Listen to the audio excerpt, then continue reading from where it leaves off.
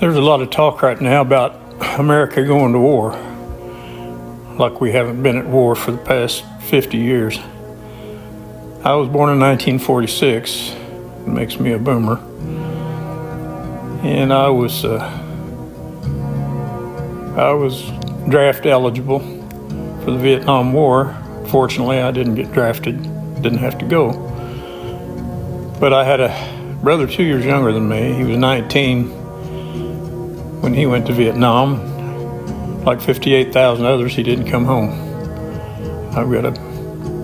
Lost another best friend, more like a brother than a friend. He died 4 months later in Vietnam. I lost two. I would like for somebody to tell me what that was about. They told us we were fighting communism. We were fighting it there so we wouldn't have to fight it here. I suppose the Vietnamese are going to get in their dugout canoes and paddle across the Pacific and turn us into communists. I don't know. I've had a lot of years to reflect on that war and the other wars that we've had, and it seems to me that they're not about what we're told they're about. They're more about making rich men richer. They're more about supporting the military-industrial complex. And more of the folks in America are waking up to that fact. I think I've been aware of it for a long time. Well, my advice to anyone who's draft age these days would be don't go. And it's not because I'm not patriotic. It's not because I wouldn't defend this country. In fact, if they were landing on our shores, which is highly unlikely to ever happen, I'd grab my gun and I'd go. 77 years old, but I would defend this country if it came to that. I think we could probably put a couple million people on either coast within 24 hours. Well-armed men who'd fight to protect this country. But it's not about defense. It hasn't been about defense for a long time. In fact, I'd like for somebody to tell me the last time that we actually defended America. So my advice to young men of draft age would be boycott. Don't do it. Don't go. Now, we'll all go if we ever need to. Shalom, Israel. First and foremost, I would like to give all praises, honor, and glory to Yahweh, Bahashem, Yahweh Shai, Bahashem, Rakah, Quadash, and a sincere salutations to the hopeful elect, the Tabernacle of David, you Akim pushing this truth to the four corners of the earth, and all truth, faith, and sincerity. And also a healthy shalom to the few Akwath who are listening and learning. Lord's willing, this lesson be edifying. And today I want to touch on this article from Reuters entitled, U.S. urges Ukraine to lower fighting age to 18 to boost ranks against Russia.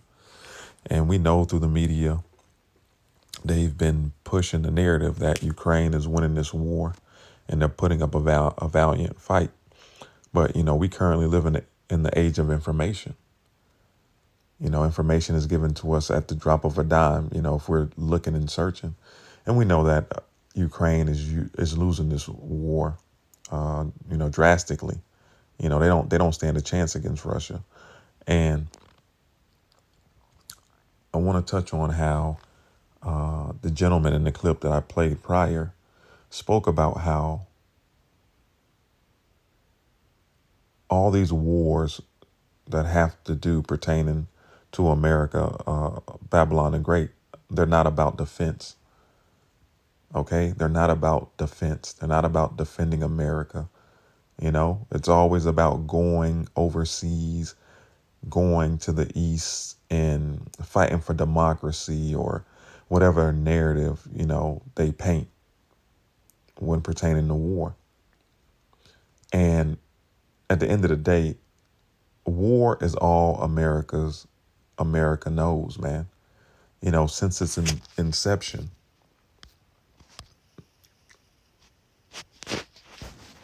So like it real quick. This is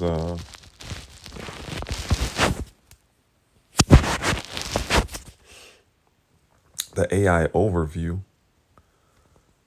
It reads, according to most historical analysis, since America's inception, considered to be around 1776, the United States has been at war for a significant portion of its existence, with some estimates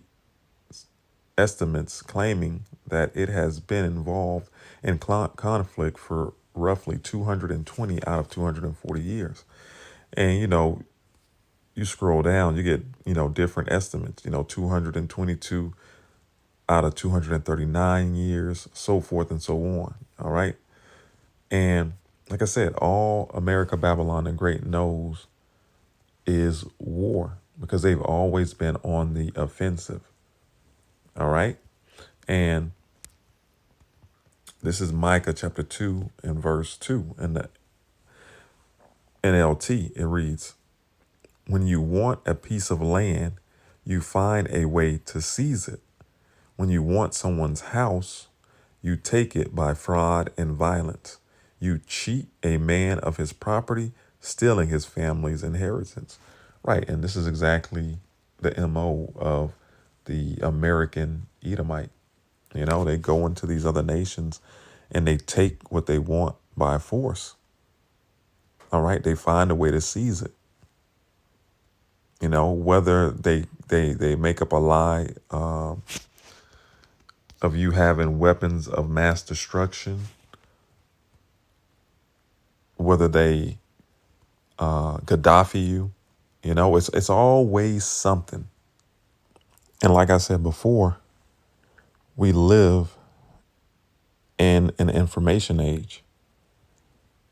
And like the gentleman stated in the clip that I played, folks are waking up and they're not willing to put their lives on the line for this military industrial complex.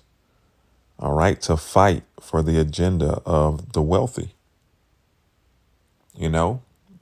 They see what happens to the veterans after they return from war. You have stories of Vietnam and Agent Orange and the way these veterans get treated upon return. I always speak about the death of patriotism. And the youth see this. And they are not going to want to fight a war knowing these things. So real quick, this is Jeremiah chapter 51 and verse 30. It reads, the mighty men of Babylon have forborne to fight. They have remained in their holes. Their might hath failed. Right, their might has failed. And ultimately,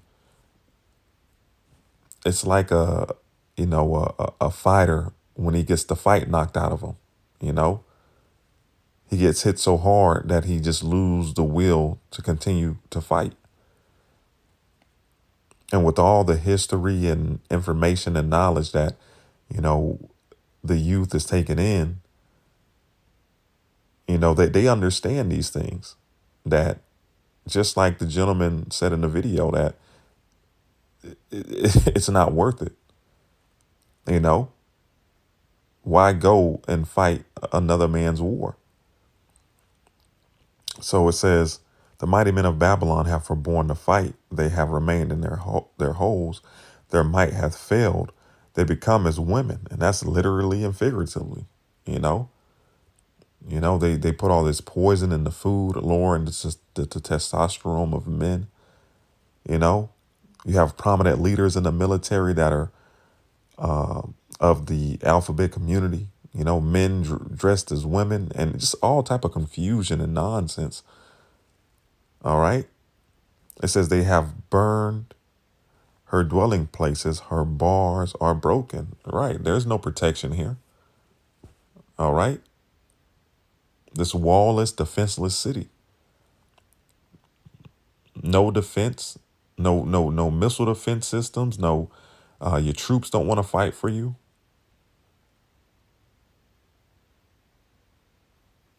All right. This place is through. The writing is on the wall. But even though they don't want to fight, the Heavenly Father is gonna make them fight because prophecy must prevail. All right. So anyway, let's dive into a little bit of this article. It reads: U.S. urges Ukraine to lower fighting age to 18 to bolster ranks against Russia.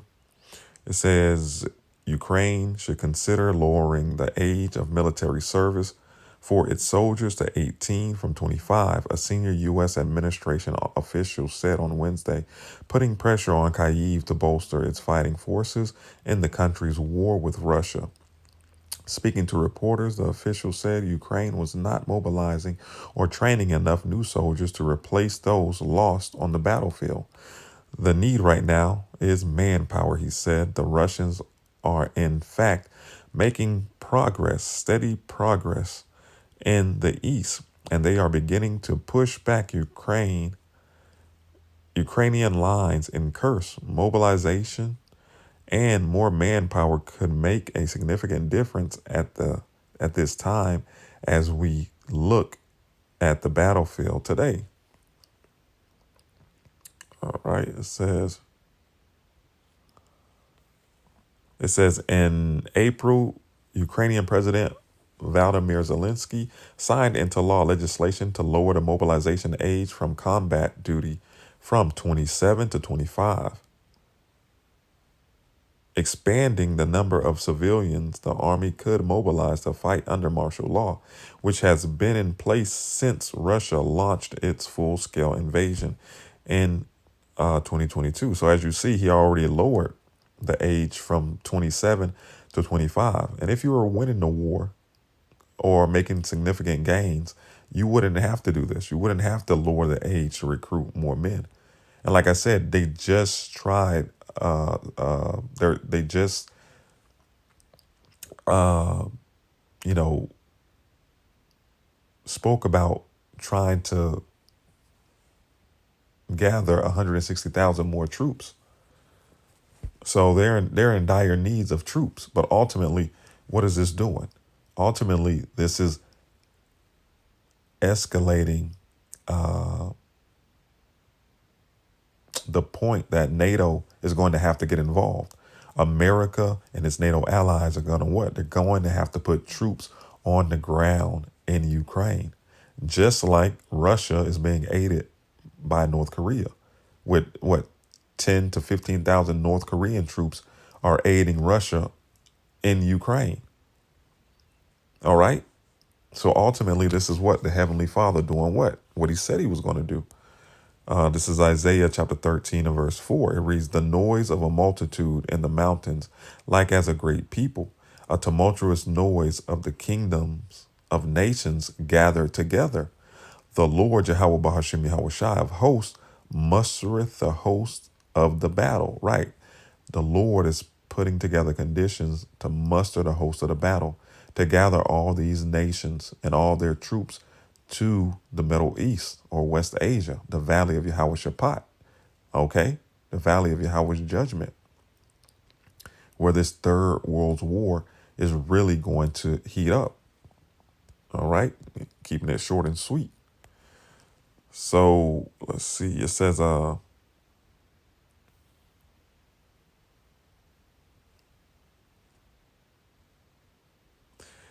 sources in Zelensky's office said the country did not have what it needed to equip troops it was mobilizing now. It says, right now, with our current mobilization efforts, we don't have enough equipment, for example, armored vehicles to support the troops we are calling up. The source said, we cannot compensate for our partners' delays in decision making and supply chain with the lives of our soldiers and of the youngest of our guys. And at the end of the day, Zelensky has no choice but to. First off, he's not even pulling the strings. This is all just for show. At the end of the day, he's gonna do what the U.S. Tells him to do because he's losing the war. He has no choice. If he stops getting funding from NATO, I mean, Ukraine is through. So this is just for smoke and mirrors. So it says the U.S. officials recognize getting younger troops is potentially fraught for Zelensky's government, and Ukraine has discussed the option of offering incentives for younger people to sign up in a non-mandatory recruitment drive, another official said. It says, behind closed doors, Germany also has been calling on Ukraine to lower its conscription age, according to the German Defense Ministry. All right, so that's pretty much it. Let me read the last bit. It says, without the pipeline of new troops, the existing units who are fighting heroically on the front lines cannot rotate out to rest, refit, train, and re-equip. All right, so that's pretty much the point, man. Something, straight to the point. The draft, like I said, is on the horizon, man. All right, the draft is on the horizon. So as we approach the end of 2024, hey, Lord's willing, the Heavenly Father opens up 2025 with a bang, okay? With the draft, all right? Lord's willing, all right? Lord's willing, this was edifying. Shalom, Israel. Wa abad babal.